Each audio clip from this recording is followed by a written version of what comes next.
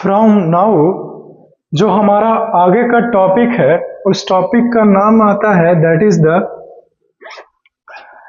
Dalton's atomic theory, the name of the next topic. But before we further the next, but Dalton's atomic theory को हम लोग पढ़ने से पहले कुछ 4 अलग अलग तरह के क्वेश्चंस हैं और उन सभी क्वेश्चंस का प्रैक्टिस करना बहुत अनिवार्य है, क्योंकि आपने बहुत कुछ पढ़ा लेकिन आपसे कुछ क्वेश्चंस बन ही नहीं रहा, तो फिर क्या फायदा है ना। क्योंकि आपसे क्वेश्चंस बनने चाहिए तब ना मैं मानूंगा कि आपने पढ़ा है। कुछ क्वेश्चंस ही नहीं बने तो कोई मानेगा कि आप पढ़े हैं? नहीं मानेगा। तो पहले कुछ क्वेश्चंस, उसके बाद आगे फर्दर हम लोग मूव ऑन करेंगे, ठीक।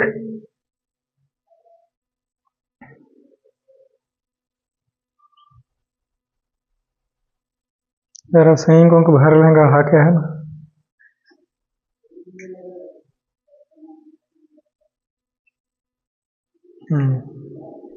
Now it's okay.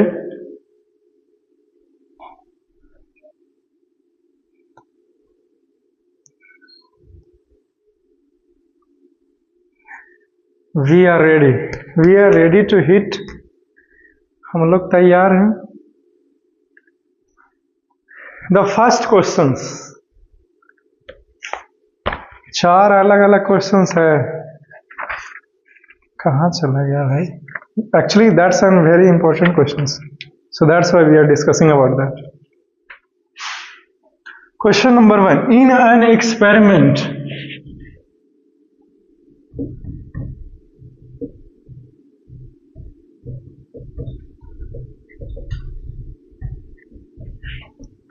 an experiment, a 1.288 gram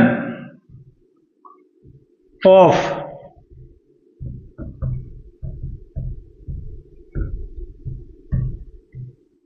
copper oxide was obtained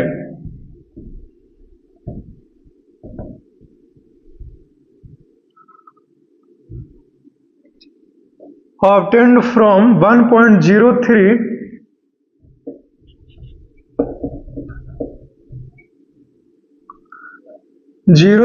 gram of copper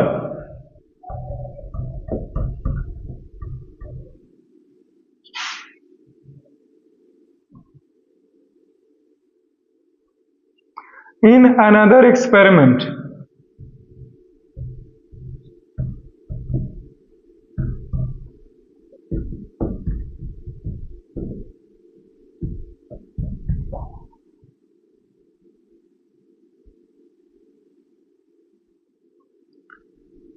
Another experiment, that is a 3.672 gram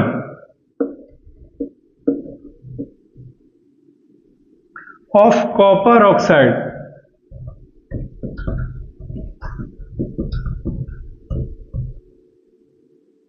give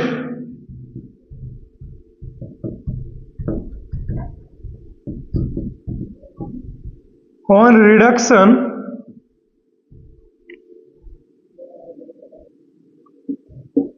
2.938 gram of copper.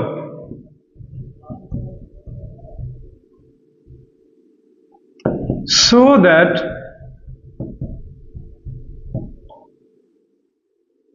these figures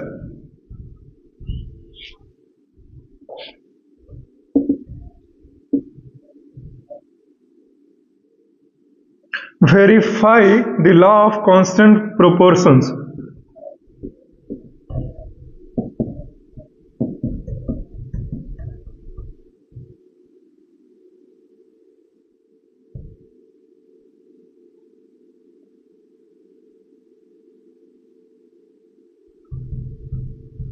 Constant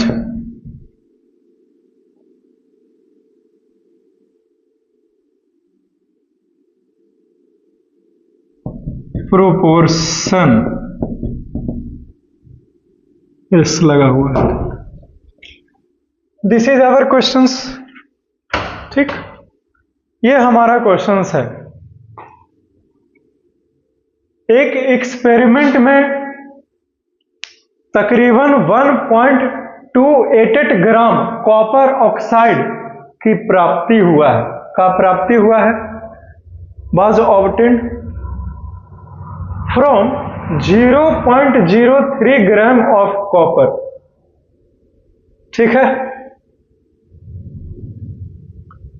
एक experiment में 0.03 gram copper से 1.288 gram copper मिला। ठीक, another experiment, कोई और दूसरा experiment है। उस एक्सपेरिमेंट में क्या होता है कि 3.672 ग्राम कॉपर ऑक्साइड मिलता है। ठीक है, कितना से? तो 2.938 ग्राम कॉपर से 3.672 ग्राम प्राप्त हुआ।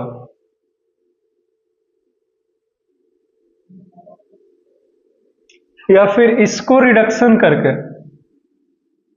इसको रिडक्शन किया गया कॉपर ऑक्साइड को, ऑक्सीजन को हटाएंगे तो रिडक्शन हो जाएगा। ठीक, तो कॉपर ऑक्साइड से कॉपर मिला, कॉपर ऑक्साइड था 3.672 ग्राम और इस कॉपर ऑक्साइड से सिर्फ कॉपर मिला हमें 2.938 ग्राम। आपको बताना है कि ये जो डाटा दिया गया है वो वेरीफाई करता है किसको? तो लॉ ऑफ कांस्टेंट प्रोपोर्शंस को। ध्यान रहे इसमें दो एक्सपेरिमेंट है, तो दोनों एक्सपेरिमेंट को बारी बारी से लेंगे और फिर हम लोग करके देखेंगे। तो सबसे पहले एक्सपेरिमेंट नंबर 1 को उठाया जाए। ठीक है, सॉल्यूशन किया जाए। काम होगा first experiment.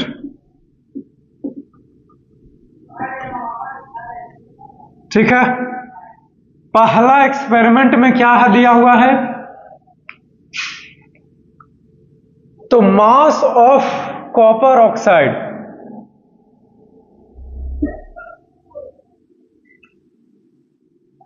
CuO copper oxide कितना है? 1.288 ग्राम।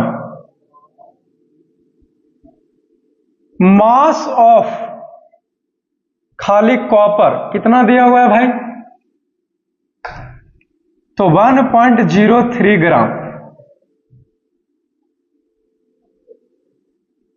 Ratio constant, law of constant proportion क्या बताता है कि इस कंपाउंड जो कॉपर ऑक्साइड है वो कॉपर कितना मात्रा में है और ऑक्सीजन कितना मात्रा में कंबाइंड है, ये हमें बताता है। राइट, तो उसके लिए तो हमें ऑक्सीजन चाहिए। अभी तो हमें ऑक्सीजन का पता ही नहीं कि ऑक्सीजन कितना ग्राम है, तो कैसे निकालेंगे?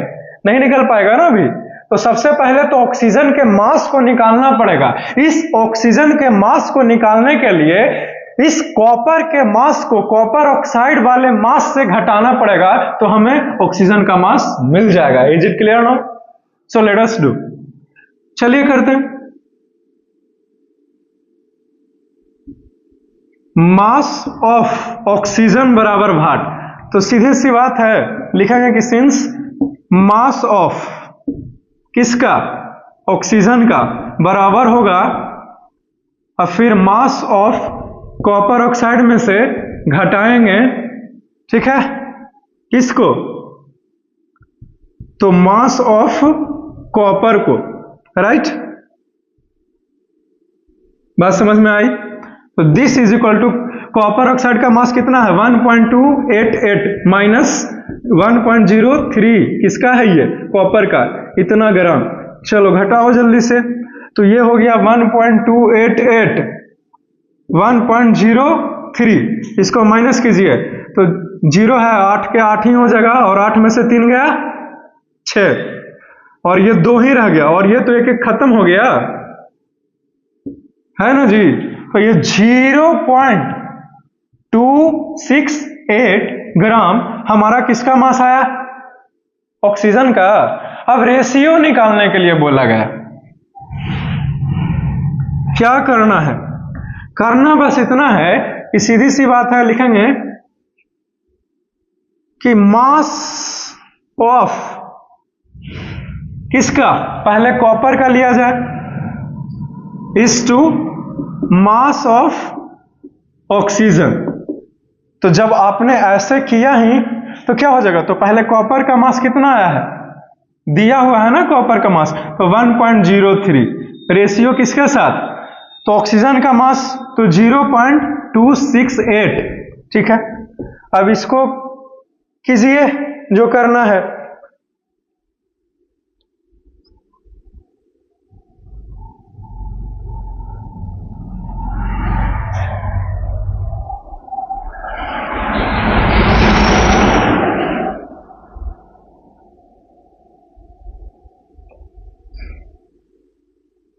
कितना 1.288,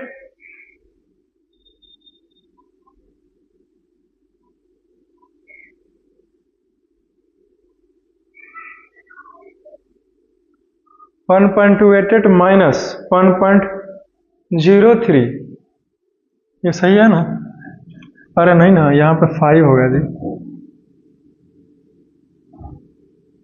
8 में से 3 गया, 5 बचेगा, तो यहाँ पे 5 हो गया। ठीक, इसका मतलब जानते हो, इसका मतलब है 1.03 भागा 0.258। ठीक है, ये है इसका मतलब। Is it clear now? तो जब इसको काट कूट कीजिएगा ना तो ये जानते हैं कितना आएगा, 1/4 आएगा, और 1/4 का मतलब 1:4। Is it clear now?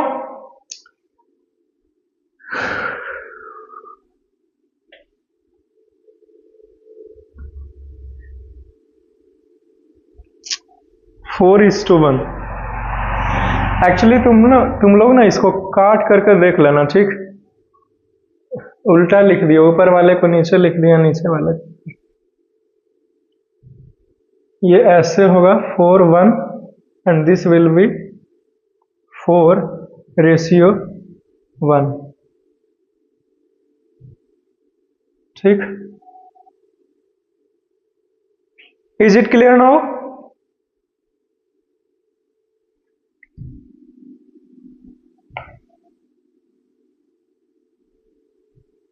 Four ratio 1 mass of copper ही है ना।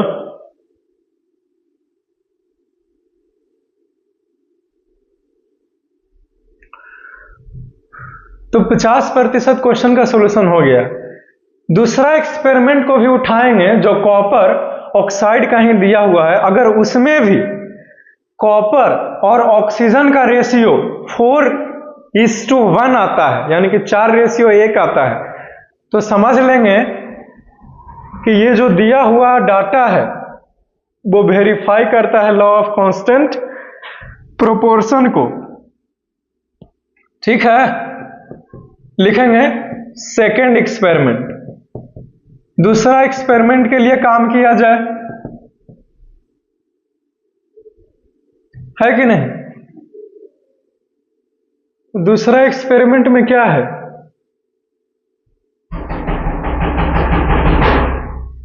मास ऑफ किसका दिया हुआ है,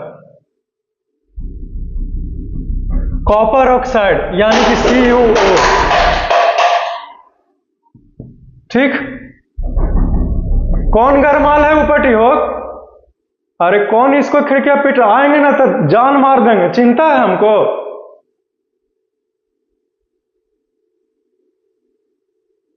खिड़कियां कौन उस तरफ ढका रहे हो, गधा का बच्चा। मास ऑफ कॉपर ऑक्साइड, गर्मी चढ़ल है का दहिया में,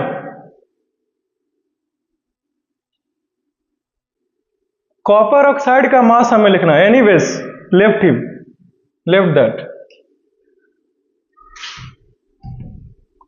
कॉपर ऑक्साइड का क्या हाल है, तो दूसरा एक्सपेरिमेंट हम लोग देखें तो कॉपर ऑक्साइड दिया हुआ है कितना, 3.672 ग्राम।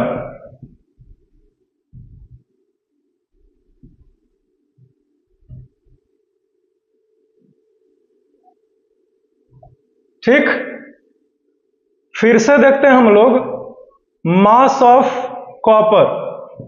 कॉपर का मास देखते हैं 2.938 ग्राम दिया हुआ है। Is it clear? तो रेशियो निकालने के लिए तो इस बार कॉपर ऑक्साइड टोटल 3.672 ग्राम था, इसको रिडक्शन करके कॉपर का प्राप्ति किया गया।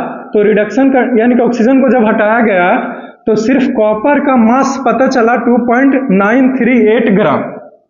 ठीक, हमें निकालना है कि इस सेकेंड एक्सपेरिमेंट में कॉपर और ऑक्सीजन कितने रेशियो में कंबाइंड है, combined chemically in a fixed proportion by mass, कितना रेशियो है कॉपर और ऑक्सीजन का। ठीक है, तो सबसे पहले तो कॉपर का मास है लेकिन आपके पास ऑक्सीजन का मास नहीं है, तो ऑक्सीजन के मास निकालना होगा, है कि नहीं?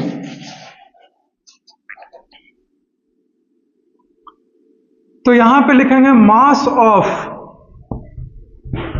ऑक्सीजन,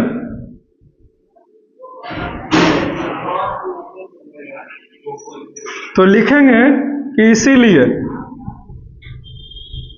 मास ऑफ किसका, ऑक्सीजन, बराबर क्या हो जाएगा, तो घटाना पड़ेंगे हमें, है कि नहीं? तो लिखेंगे कि mass of CuO, copper oxide के मास जो है, कॉपर ऑक्साइड के मास से कॉपर के मास को घटाएंगे तो हमें ऑक्सीजन का मास मिल जाएगा, और मैं कर तो वहीं रहा हूं, तो यहां पे हो जाएगा मास ऑफ ऑक्सीजन।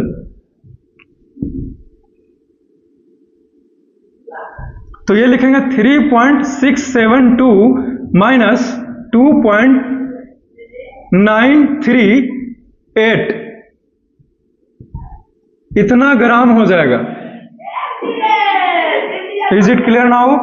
अब इसको घटाएंगे हम लोग,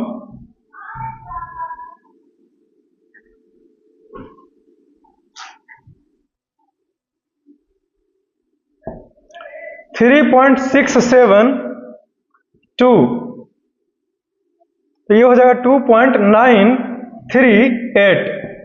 ठीक, 12 में से 8 गया 4, ये 1, 6 में से 3 गया तो 3 बचेगा, और ये 15 में से 9 है तो 9 6 15, तो ये 5 हो जाएगा, और 2 में से 2 तो ये खत्म, यानी कि 0.534 ग्राम इतना ऑक्सीजन मिला हमें। ठीक है, अब हमें रेशियो निकालना है कॉपर का ऑक्सीजन के साथ, तो क्या हो जाएगा रेशियो?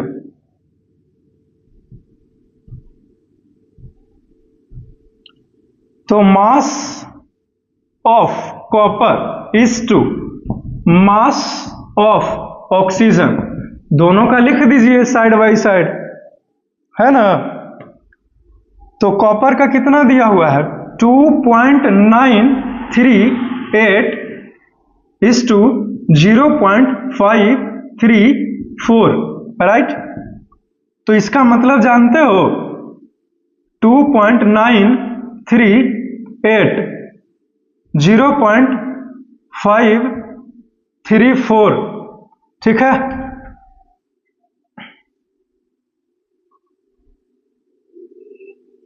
ये होता है, इसको कैलकुलेटर से काट लीजिए, क्योंकि अगर ऐसे काटोगे तो फिर टाइम लगेगा ना आपको, तो 4:1 ही आएगा इसको भी कैलकुलेट करने के बाद, 734।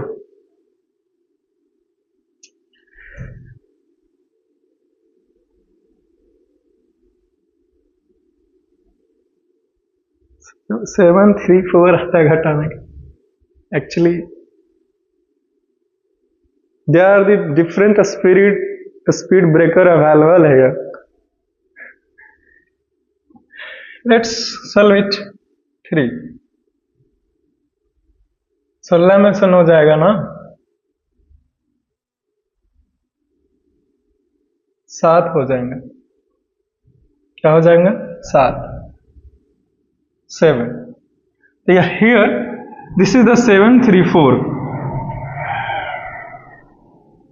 7 3 4, so this will be 7 3 4।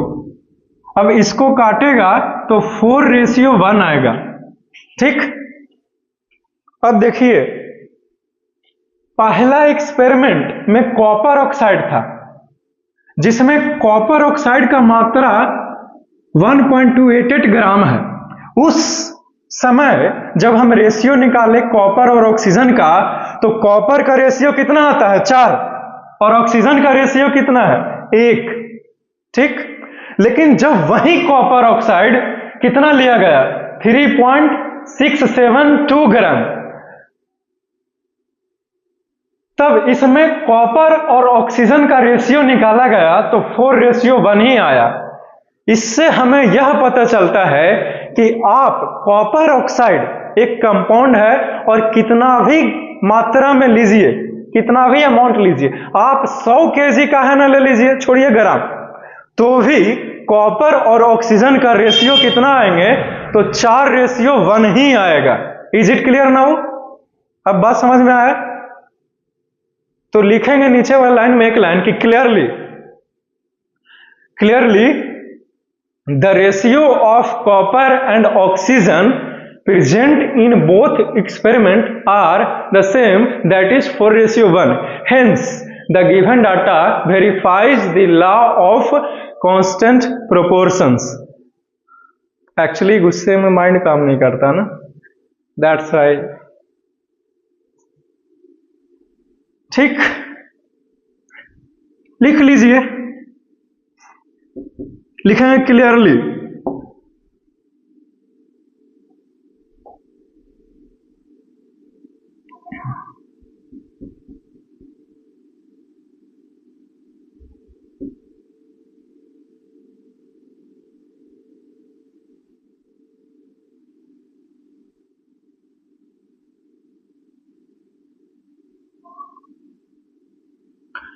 Clearly में क्या हो जाएगा?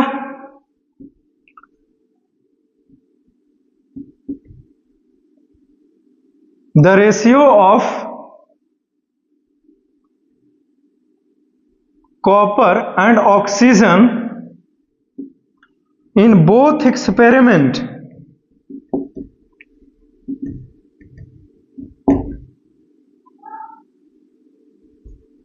are the same,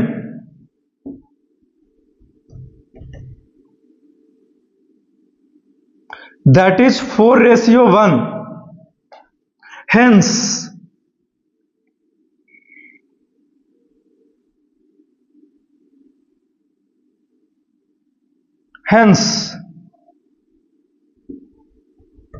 required resultant verifies the laws of constant proportions.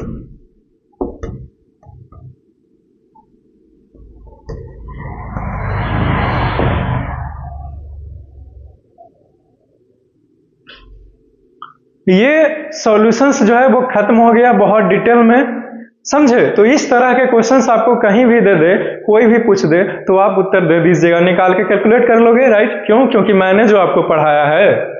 Is it clear now?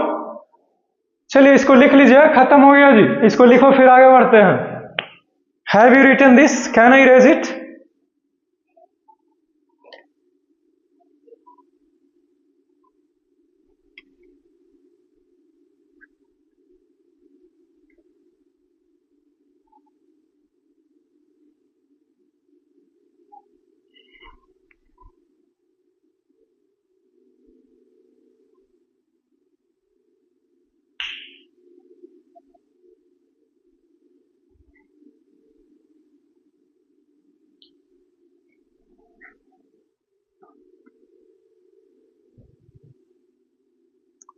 इसे लिखा आपने, मिटा के आगे बढ़ते हैं। ठीक है, ठीक है।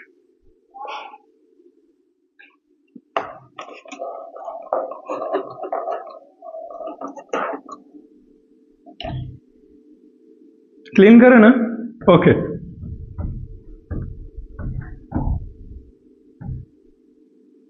साला इन लोग क्लास शांति से नहीं ले दे रहा, पता नहीं किस बात का जलन है।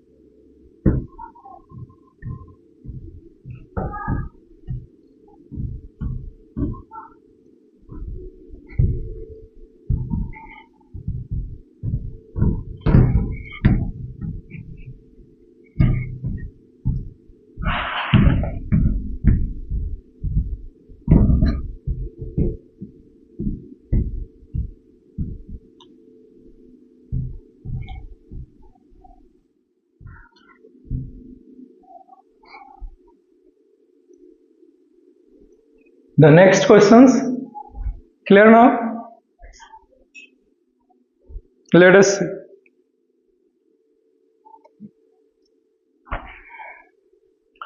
Question number 2.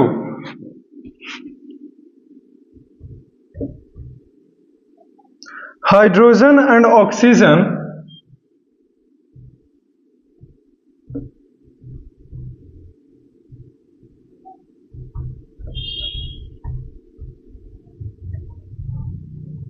combine in the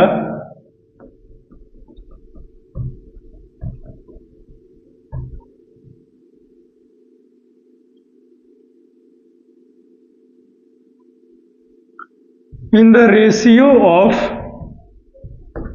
1:8 by mass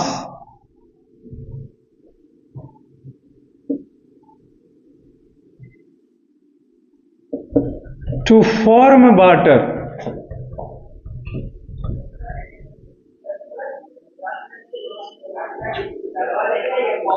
What mass of oxygen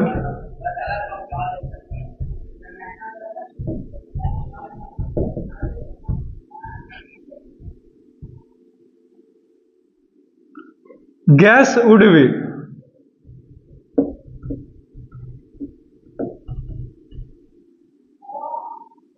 Required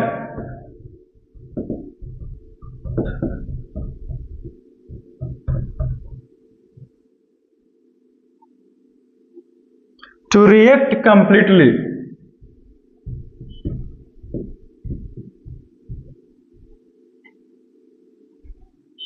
with 3 grams of hydrogen gas.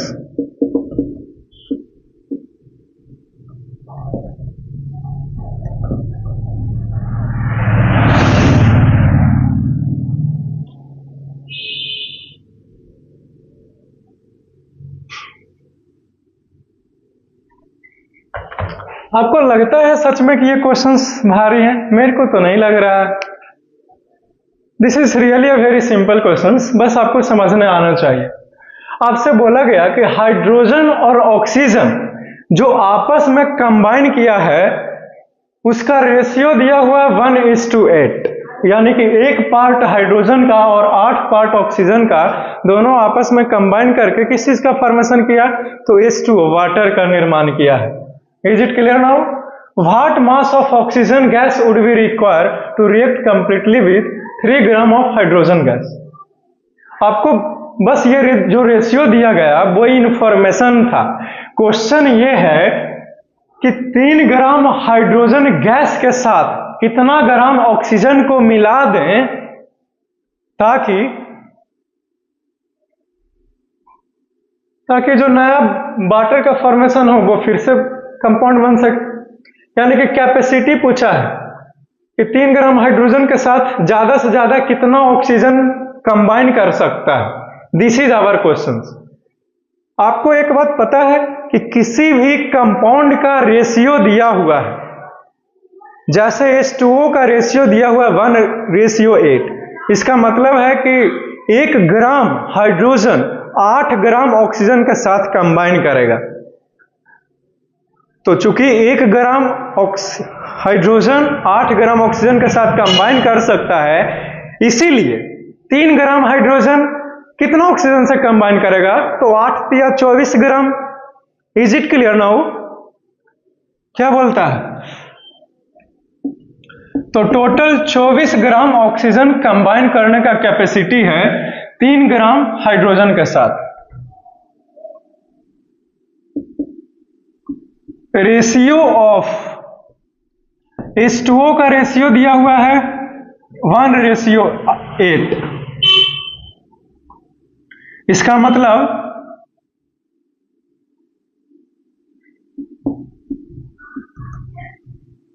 The mass of hydrogen कितना है? तो 1 ग्राम। द मास ऑफ ऑक्सीजन कितना है? 8 ग्राम। तो लिखेंगे कि सिंस नाउ, चूंकि 1 ग्राम हाइड्रोजन जो है जी, वो कितना ग्राम ऑक्सीजन से कंबाइन कर सकता है? 8 ग्राम, राइट? इसीलिए 3 ग्राम हाइड्रोजन बराबर कितना ऑक्सीजन होगा? एक तरह से पूछे तो 3 गुना 8 बराबर 24 ग्राम। चलो 24 ग्राम ऑक्सीजन हमारा आंसर है, ठीक है। लिखेंगे कि hence required values of oxygen is 24 gram that can be combined with 3 gram of hydrogen। चलो खत्म हो गया, इसको लिखिए, फिर नेक्स्ट क्वेश्चन में मूव मैं करेगा। Is it clear now? Of course clear.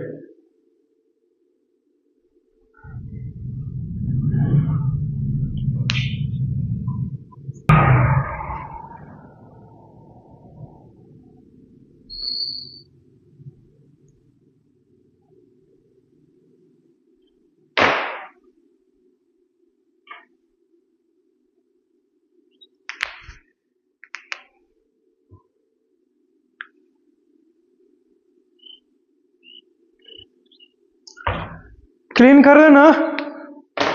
कितना धीरे लिखता है। अपनी मम्मा को सुबह नाश्ते में 2 पराठे और देने के लिए बोलो, खाएगा तब ना, ताकत रहेगा तब पढ़ पाएगा, है कि नहीं? इतना धीरे धीरे लिखता है, कैसे काम चलेगा? इतना टाइम बहुत दे दिए लिखने के लिए, है ना? तुरंत लिखना है, मेरे लिखने से पहले लिख के बैठल रहेगा हमारे क्लास में। Is it clear? Or isn't it?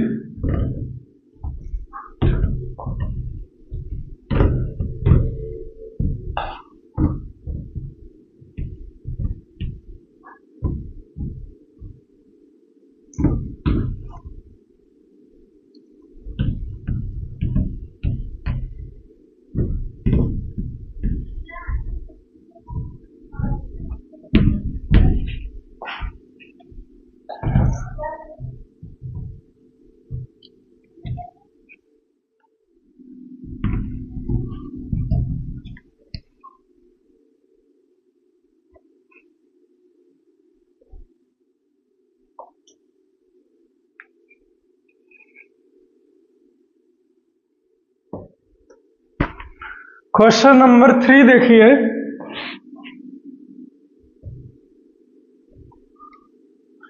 when 3 gram of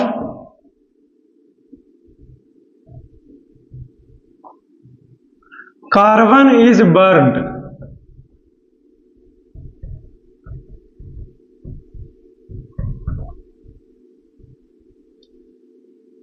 in 8 gram of oxygen,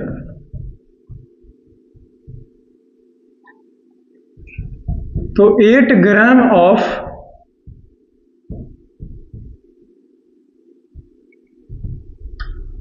है ना, then 11 gram of carbon dioxide is produced.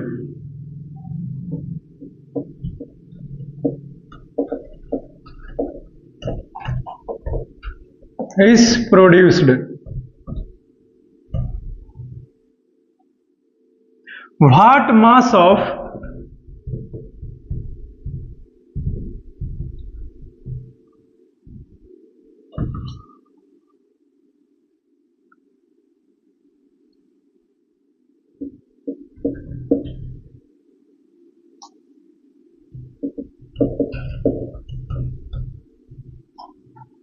will be formed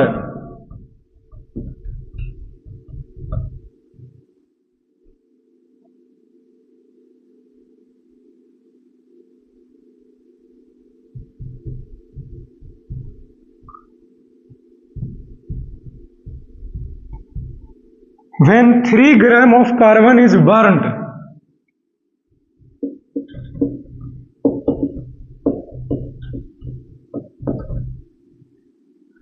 in 50 gram of oxygen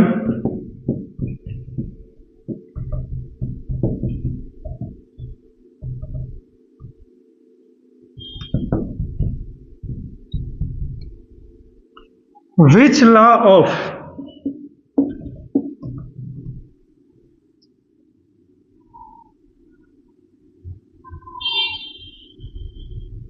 chemical combination will govern your answer?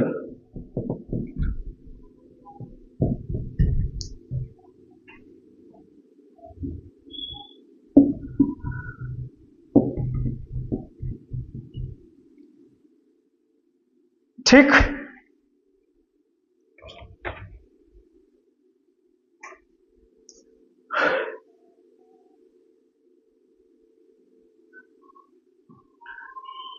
Question को ध्यान से देखिए और आपसे पूछा क्या गया है, आपसे खुद ही बन जाएगा.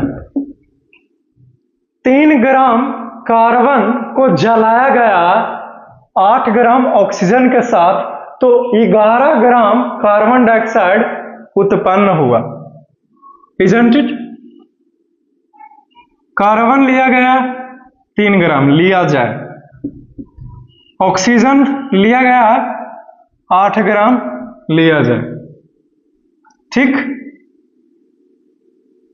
दोनों को एक साथ जलाए, ऑक्सीजन के प्रेजेंस में ही जलेगा, जाहिर सी बात है. नहीं, कैरेक्टरिस्टिक्स ऑफ एयर. तो हमें मिलता है कार्बन डाइऑक्साइड, और ये जो है वो कितना मिला, तो 11 gram. Law of conservation of mass तो वैलिड है, क्योंकि 8 3 11 और ये भी 11. मास ऑफ रिएक्टेंट बराबर होगा मास ऑफ प्रोडक्ट के, तो ये वेरीफाइज करता है लॉ ऑफ कंजर्वेशन ऑफ मास. नहीं, ठीक है, समझ गए.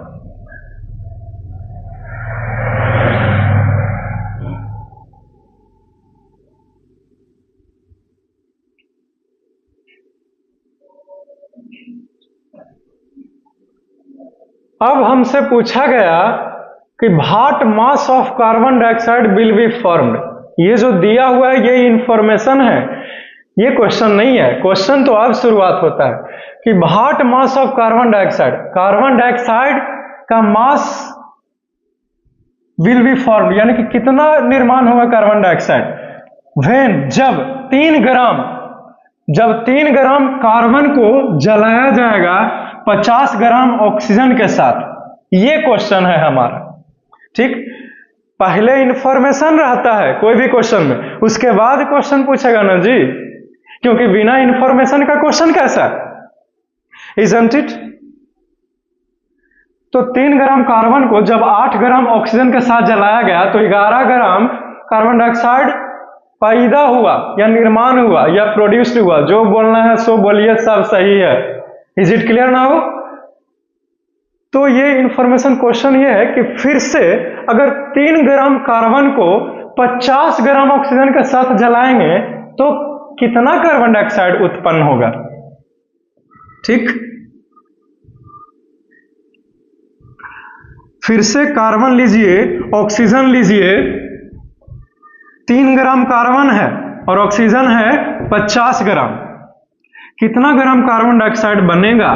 तो 11 ग्राम ही बनेगा ना। ठीक है, क्लियर? अब कोई लड़का पूछेगा कि सर ये 3 ग्राम कार्बन था, 8 ग्राम ऑक्सीजन के साथ 11 ग्राम दिया। ठीक है, तो 3 ग्राम कार्बन 50 ग्राम ऑक्सीजन के साथ भी 11 ग्राम ही क्यों देगा सर? ये नाइंसाफी क्यों? ऐसा इसलिए क्योंकि 3:8 का मतलब क्या हुआ? 3:8 नहीं, 3:8 का मतलब हुआ 3:8।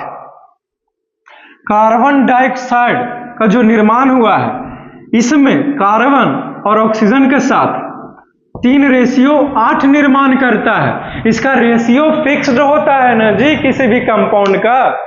कौन सा एलिमेंट किस एलिमेंट के साथ कितना कितना कंबाइन कर सकता है उसका रेशियो फिक्स्ड रहती है ना।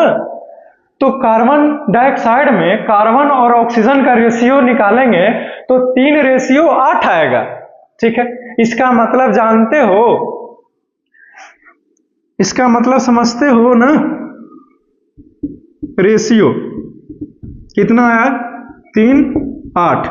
इसका मतलब 3 ग्राम कार्बन लिया है तो उसके साथ ऑक्सीजन कितना रिएक्ट कर सकता है? 8 ग्राम ही रिएक्ट कर सकते हैं। तो उस हिसाब से भले ऑक्सीजन आपके पास 50 ग्राम है, कार्बन रिएक्ट, कार्बन का वैल्यू तो दिया हुआ फिक्स्ड 3 ही ग्राम दिया हुआ है। इस 50 ग्राम ऑक्सीजन के साथ ज्यादा कार्बन रिएक्ट कर सकता है, लेकिन आपके पास कार्बन और ज्यादा है नहीं ना, कार्बन तो 3 ही ग्राम दिया हुआ है। तो 3 ग्राम कार्बन के साथ 8 ग्राम ऑक्सीजन ही रिएक्ट करेगा और 11 ग्राम कार्बन डाइऑक्साइड बनाएगा, और बाकी जो 42 ग्राम बच गया, बाकी का जो 42 ग्राम बच गया वो वैसे ही कंटेनर में रह जाएगा बिना रिएक्ट किए हुए, रेसिड्यू के रूप में रह जाएंगे, बेकार हो गया। हाँ, आप यही मान के चलिए, वो रिएक्शन नहीं करेगा। ठीक, थोड़ा सा और एक स्टेप आगे बढ़ा दिए। आंसर तो हमारा यही खत्म हो गया कि कितना रिएक्ट करेगा, खाली ही पूछा था, तो 11 ग्राम रिएक्ट करेगा। थोड़ा सा इसमें पूछा गया कि ये जो क्वेश्चन का आंसर किया, जो डाटा दिया हुआ है, ये किस लॉ को वेरीफाइज करता है? तो लॉ ऑफ कांस्टेंट प्रोपोर्शन को वेरीफाई किया। ठीक है,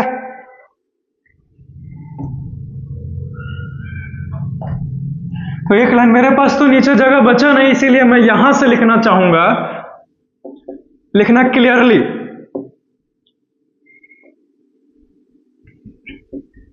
गुस्से में इन कमीनों ने मेरा आवाज को दूसरा बना कर रख दिया है।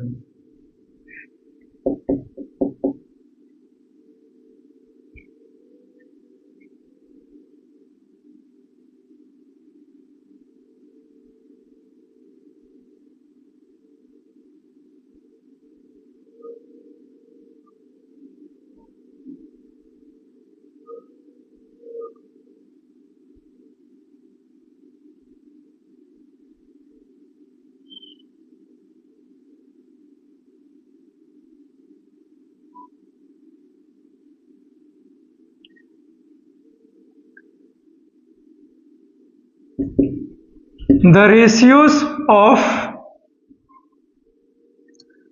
carbon and oxygen is fixed in a given compound, that is carbon dioxide CO2, hence इसीलिए the given Duchess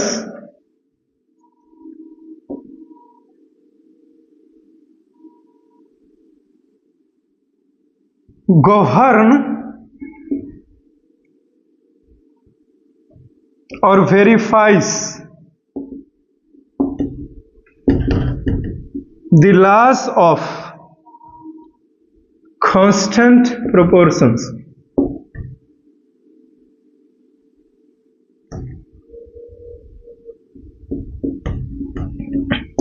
अरे चलो खत्म हो गया, इसको लिख लेगा, समझ गया? Is it clear now?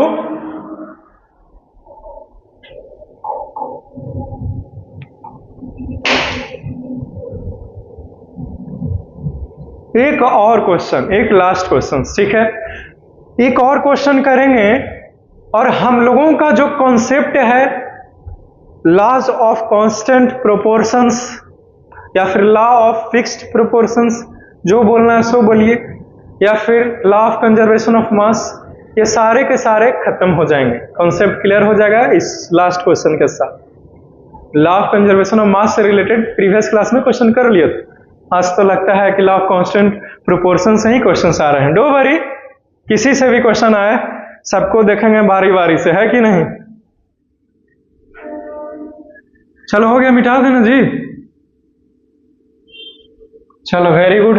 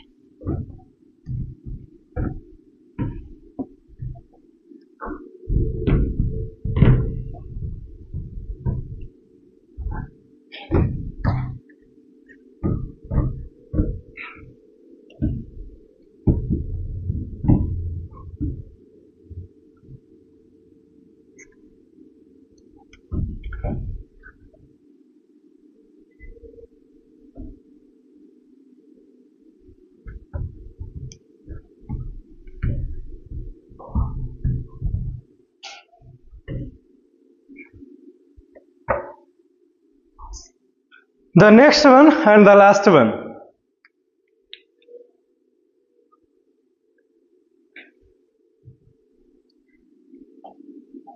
Question number 4. A 0.24 gram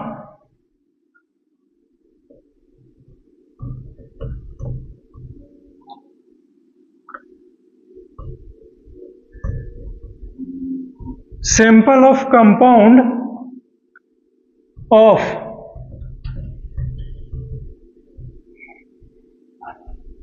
oxygen and boron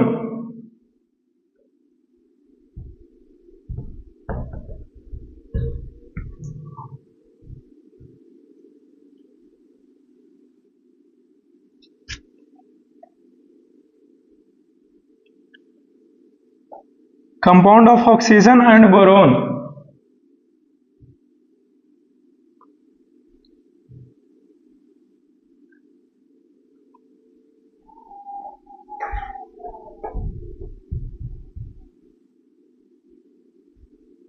was found by analysis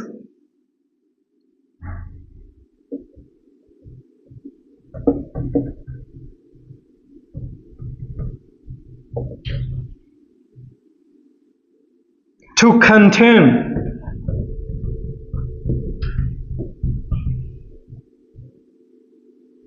0.096 gram of boron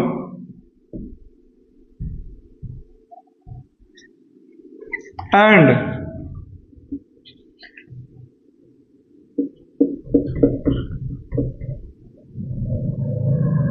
144 gram of oxygen.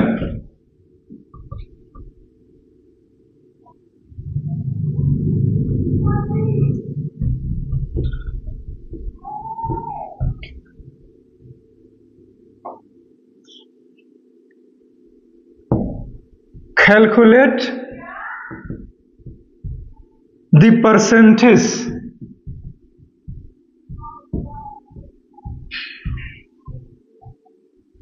composition of the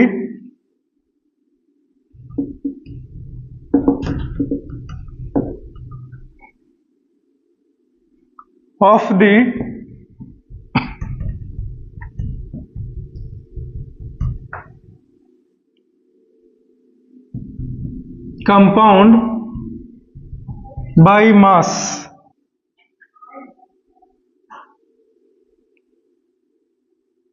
यही क्वेश्चन है ना। Let us talk about the questions.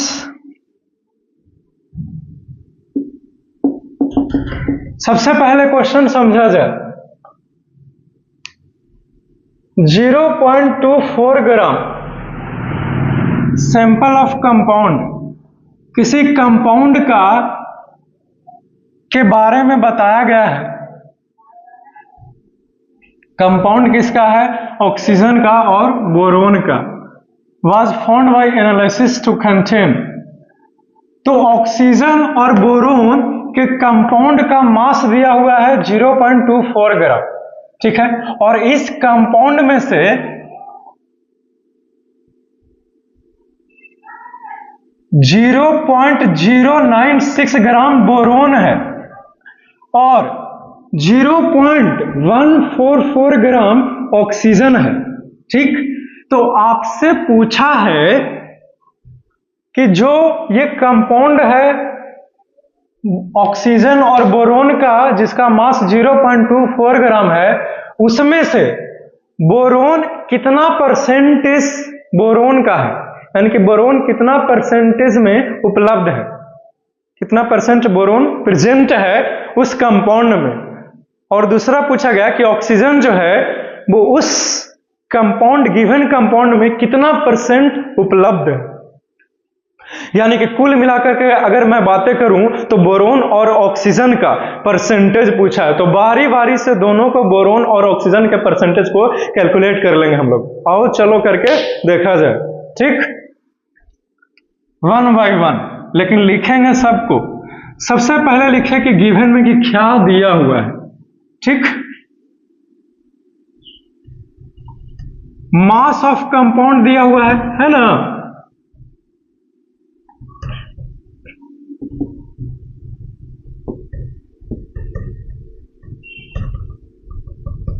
Mass of compound कितना है?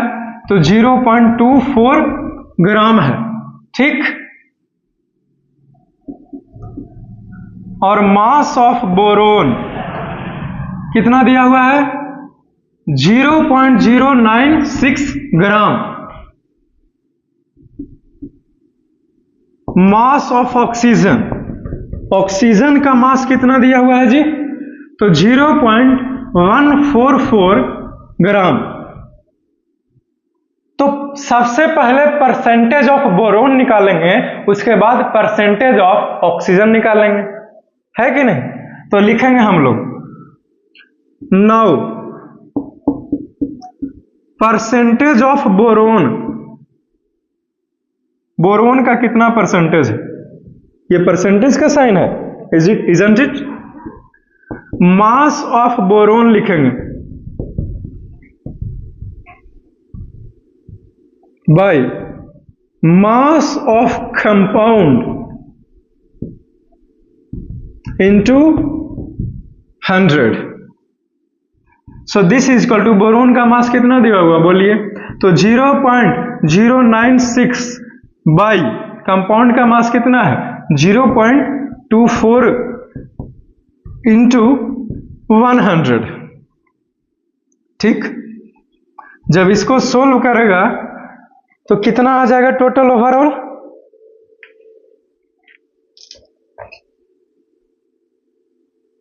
इसको solve करेगा तो 40 आ जाएगा। तो 40% हमारा आंसर है। ठीक, बोरोन इस कंपाउंड में कितना प्रतिशत में है तो 40%। ठीक, बात के मतलब समझ गया ना। बोरोन का 40% आया है। अब पता लगाते हैं ऑक्सीजन का, तो लिखेंगे आल्सो। अब कार्य किया जाए किसके लिए, ऑक्सीजन के लिए, तो लिखेंगे परसेंटेज ऑफ ऑक्सीजन। ये हो जाएगा मास ऑफ ऑक्सीजन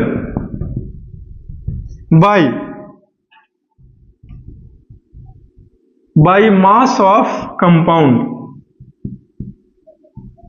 इनटू 100। तो मास ऑफ ऑक्सीजन कितना है बोलिए, तो 0.144 ग्राम। कंपाउंड का कितना है 0.24 ग्राम। अगुना 100 इसका करोगे तो 60% आएगा। अरे चलो खत्म हो गया जी, ये हमारा आंसर खत्म होता है। तो उस कंपाउंड में बोरोन कितना प्रेजेंट था तो 40 ग्राम, ऑक्सीजन कितना प्रेजेंट था तो 60%। एक्सक्यूज मी, मेरा मतलब है कि 40%। ठीक, एक्चुअली मैं कुछ और सोच रहा था। और ऑक्सीजन कितना प्रेजेंट है तो 60%। चलो खत्म हो गया ये। ठीक,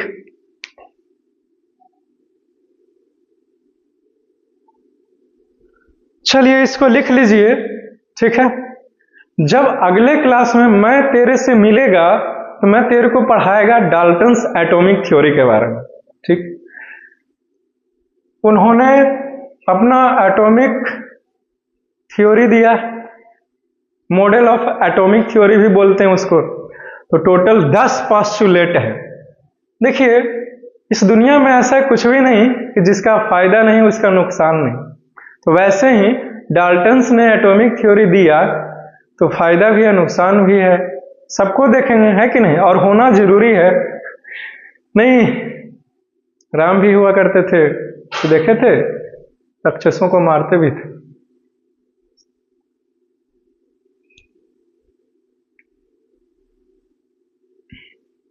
चलें फिर, और भी बहुत कुछ topic. See you soon in the next class and for that you must wait. Have a nice day, enjoy your day, take care.